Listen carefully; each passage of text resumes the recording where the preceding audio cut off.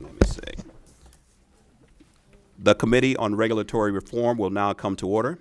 Madam Clerk, will you please call the roll? Chair Carter, Present. Representatives Liberati, Here. Neely, Here. Scott, Present. Young, Here. Grant, Yes. McFall, Here. Snyder, Here. Wilson, Here. Mueller, Here. Filler, He's here. Stiller. Yes. Wenzel, Aragona, Here. Beerline, Here. Nyer. Here. Mr. Chair, you have 15 members present, you have a quorum. Thank you. Rep. Scott moves to adopt the minutes from the May 9th, 2023 meeting. Seeing no objections, the minutes are adopted. First, I want to say thank you to everyone, it's an empty room today, who came last week to hear the bills. And, you know, I appreciate the patience of this entire committee. Everybody had the opportunity to be heard, and even though some people may not be happy, everybody got their opportunity. So with that, today we'll be voting out House Bill 4322, sponsored by Representative Coleman, which we heard testimony on last month, and we'll also be taking testimony on House Bill 4273, sponsored by Rep. O'Neill. So with that, Representative Mueller moves to report House Bill 4322 with recommendation. Madam Clerk, will you please call the roll? Chair Carter, Yes. Representatives Liberati, Yes. Neely, Yes. Scott, Yes. Young, Yes. Grant, Yes. McFall, Yes. Snyder, Yes. Wilson, Yes. Mueller, Yes. Filler, Yes. Wenzel, Yes. Aragona, Yes. Beerline, Yes. Nyer. Yes. Mr. Chair, you have 15 yeas, 0 nays, 0 passes. House Bill 4322 is reported with recommendation. Thank you. Next, we will have Representative Amos O'Neill to speak to his bill, House Bill 4273. Welcome, Rep. O'Neill.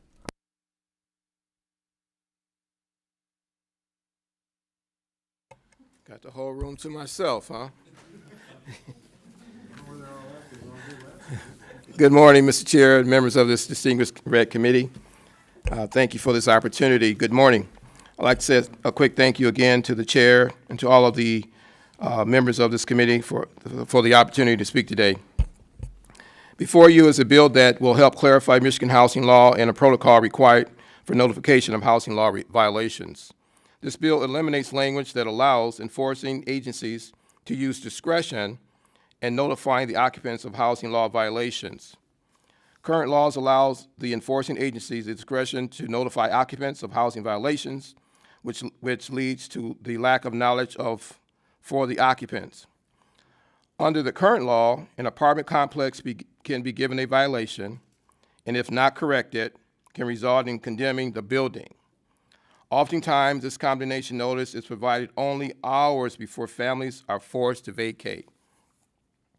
This bill also adds a requirement for enforcing agencies to notify tenants of any violations, including specifying whether a violation constitutes a serious and imminent hazard to the health or safety of the occupants, thus protecting the rights and ensuring they understand the housing violations concerns where they reside. Also, requiring more transparency between enforcing agencies and tenants will help keep all Michigan families better prepared for emergency circumstances. This bill guarantees Michigan tenants are prepared for any housing violations concerns. Mr. Chair, I ask you and all your members of this committee for your support on this bill. Thank you. Thank you for your overview and information. So, to be clear, this is about notification, right? Yes, sir. Okay. Do we have any questions? Rep. Filler. Thanks, Chair. Thanks, Representative. I just want to know what problem we're fixing with the legislation, or what's an ongoing practice that the bill will, I guess, make better. Well, I'll give you a good case in point, Rep. Filler. In my district, probably 2 or 3 years ago, we had a housing complex called White Deer. The tenant received multiple notices of violations and issues that were discrepancies in terms of code enforcement.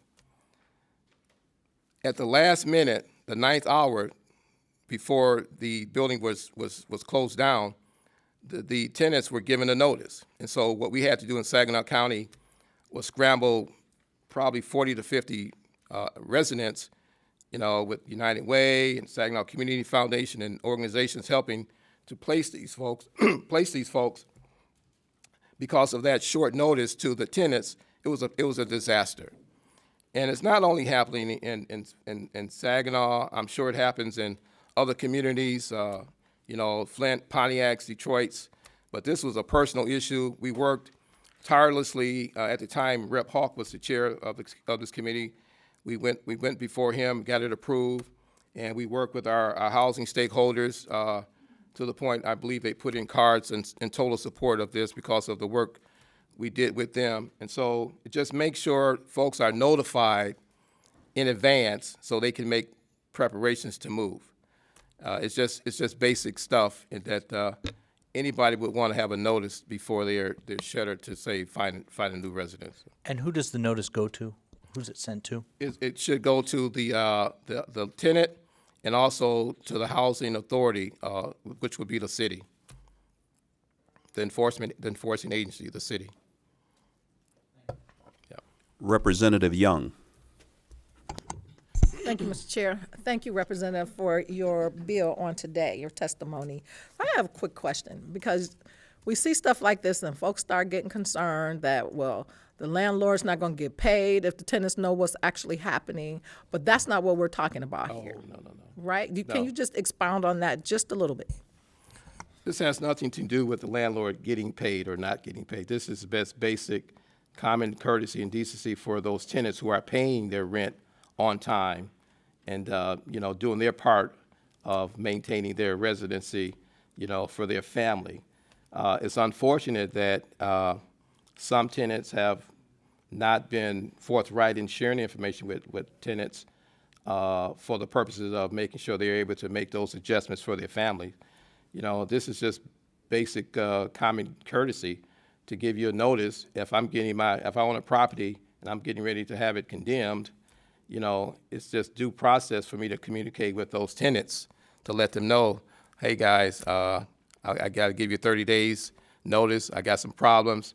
They won't be rectified, so you can have time to move and make preparations for your families. Basic humanity. Basic humanity. Thank you. Thank you. Representative Mueller. Thank you, Mr. Chair. What kind of remedies do we have for these people that own these buildings that cause these problems? You said that you had to get the United Way and probably all these nonprofits to help these out. Is there anything in the bill that would hold these bad actors accountable? I mean, if they're going to put people out on the street and force the nonprofits to, help them out when they're the cause of the problem, is there anything in there that, civil-wise they could, be held accountable, or even criminal? I mean, if it's a very bad place, health and hazard for people, and someone gets injured because they aren't keeping up their property, I think they need to be held accountable as well. Yeah. The enforcing agencies like cities, that does code enforcement and inspections, I think they can use their leverage to, mitigate a lot of issues with those returning landlords coming back to the city for reconsideration for properties. And, the legal course of action is always available to tenants when their rights have been violated. And just cause based on, the time frame that's in the law right now, giving them opportunity to mitigate their loss, because you have to move out everything. In this case, it's hard to describe, and you have to just see it.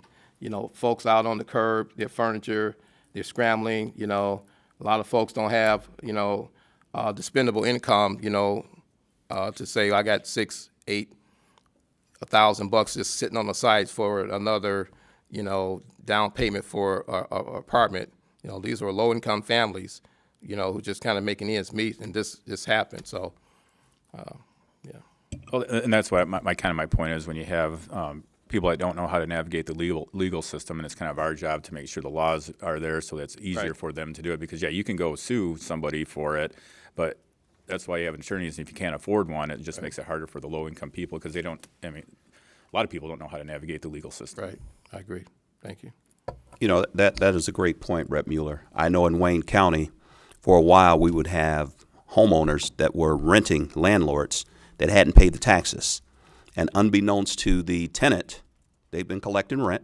Yeah. So finally, Wayne County came up with a program that they'll come by and put a yellow bag that stands out and tape it so that everybody knows that you're behind in your taxes. Okay, So that is notification. that's good. And I think that this is something that probably could be duplicated as well. Yeah. Representative Aragona.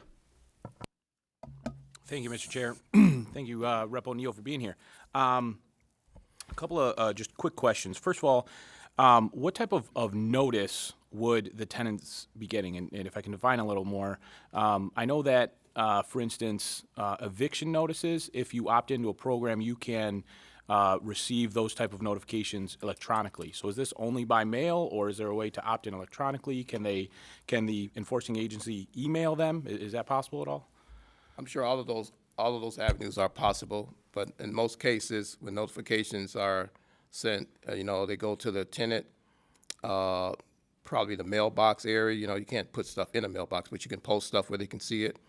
But it's not hard to send a flyer to that address because you know where they live, you know who's there. Send a basic letter or flyer to that house. Say, hey, this is it. This is the issue. And then most times cities will put a sign on the door, And in this case, I don't believe that occurred because anybody going in and out of that housing complex can see, well, you got a violation or you're getting ready to be, condemned for your property.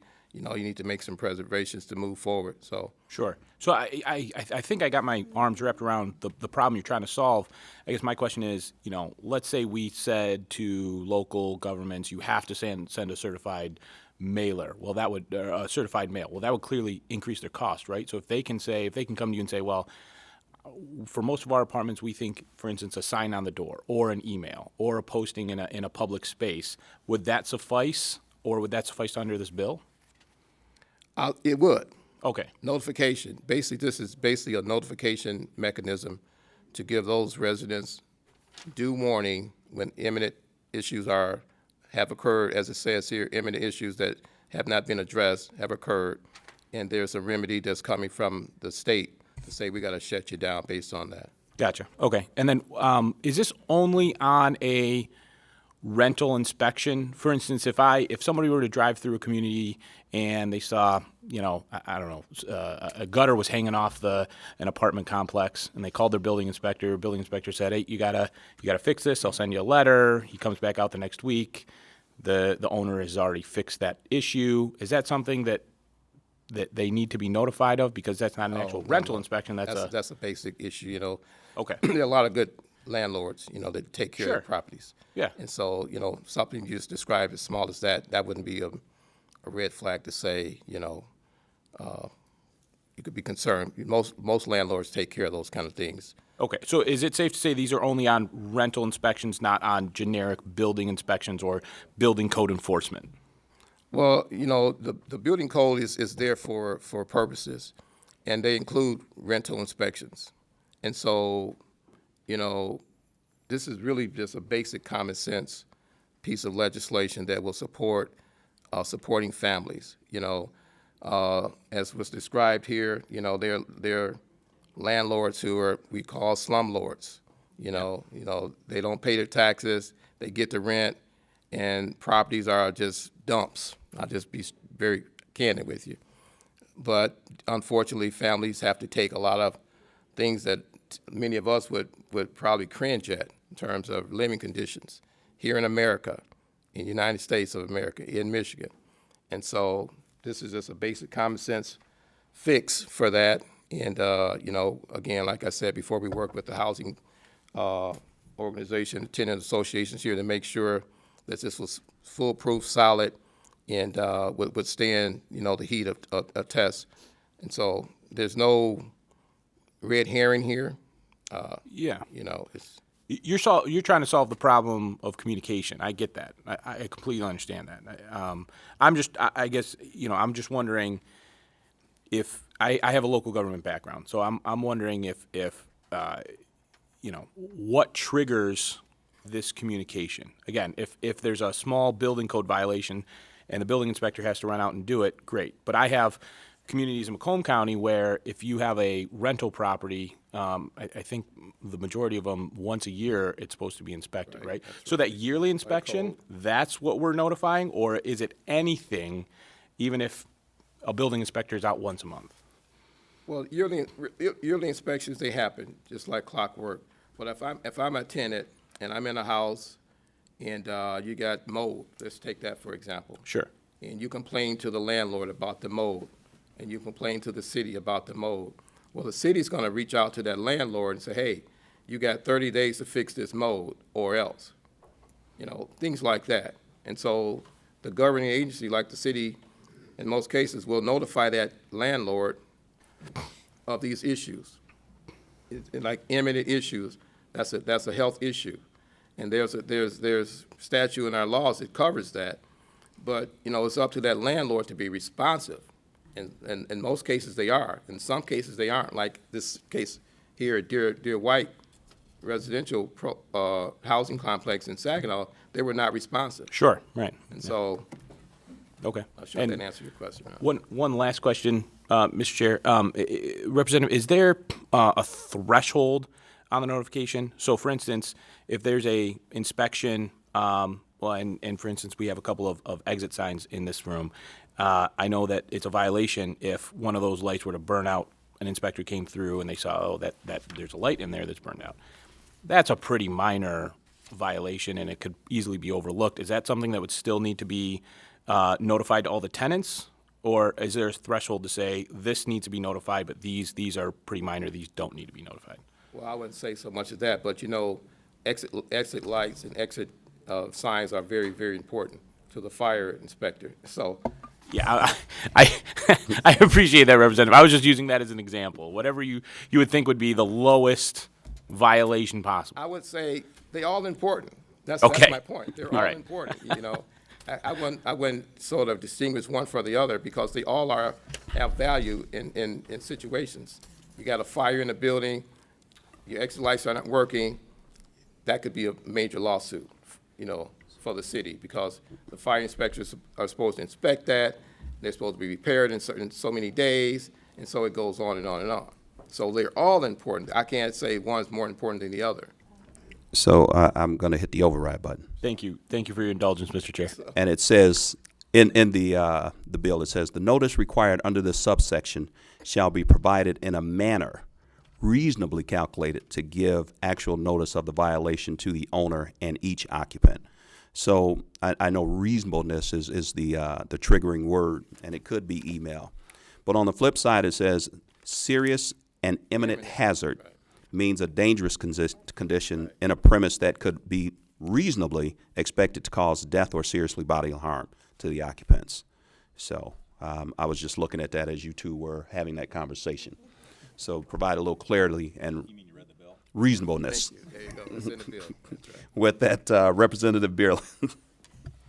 I think Rep. Aragona asked my question. It was more just along the lines of how often do these enforcing agencies do these inspections that would result in a violation and a notification. All right. Thank you. So, Scott, I'm sorry. There we go. Thank you, All right, they Chair. keep popping up. The longer we talk. Right. Thank you for your testimony and bringing forth this bill, Rep. O'Neill. Can you tell us who was in support of this bill? Is MSHDA in support of it? And who would be opposing it, if there are any? Well, we got two cards for the house. Oh, you do? I didn't realize that. Okay, great. That we worked with to make sure we were Nobody opposing? right. Okay, thank you. Chair's got those. Thank you for your testimony, Representative O'Neill. Seeing no further questions. The cards we have for House Bill 4273, not wishing to speak but is neutral, Mark Garcia from MSHDA. Not wishing to speak but in support of the bill, Jim Schravsma. I met him earlier. He supports the bill but does not wish to speak. He is from the Michigan Poverty Law Program. Not wishing to speak in support of the bill is Jim Kirsch, Property Management Association of Michigan. Not wishing to speak in support of the bill, Tabitha Zimning, Apartment Association of Michigan. Not wishing to speak, but in support of the bill, Erica Farley, Property Rental Owners of Michigan. Seeing no absent members and there being no further business before the committee, this committee will stand adjourned.